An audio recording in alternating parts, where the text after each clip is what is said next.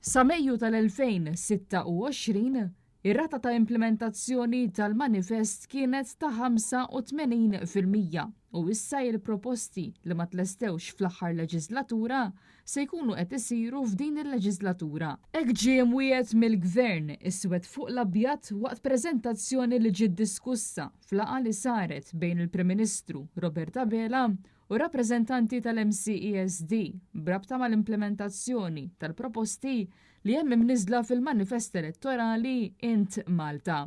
Matul din il-laqgħa jingħad li l-proposti mniżla fil-manifest se jkunu qed itejbu l-Wellbeing Index b'25%. Iżda fl-ebda ħin ma jintqal kif se jkunu qed jiġu indirizzati l-isfidi ewlenin li qed jimpattaw il-kwalità tal-ħajja tal-Maltin u l-Awċin, fosthom l-għoli tal-ħajja, it-traffiku u żieda fil-popolazzjoni. Issemma wkoll kif ir-rata ta' qatt f'pajjiżna se tibqa' l-inqas fiż-żona euro.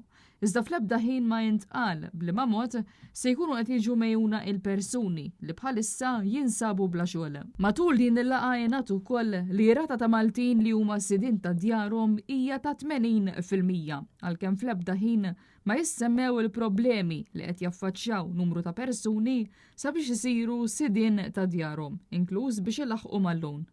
Apparti li ħafna qed isibuha diffiċli ferm anke biex jikru. Intant il-Ministri diġà ġew assenjati l-miri tagħhom fl-ewwel laqgħa tal-Kabinett li saret fid-9 ta' Ġunju, dan skont l-istess manifest elettorali. U fix-xhur li ġejjin se jkunu qed jipproponu l-ewwel setta proposti sabiex ikunu inklużi fil-Budget 2027 bl-ewwel reporting cycle se jkun qed isir bejn Awwissu u Ottubru li ġej.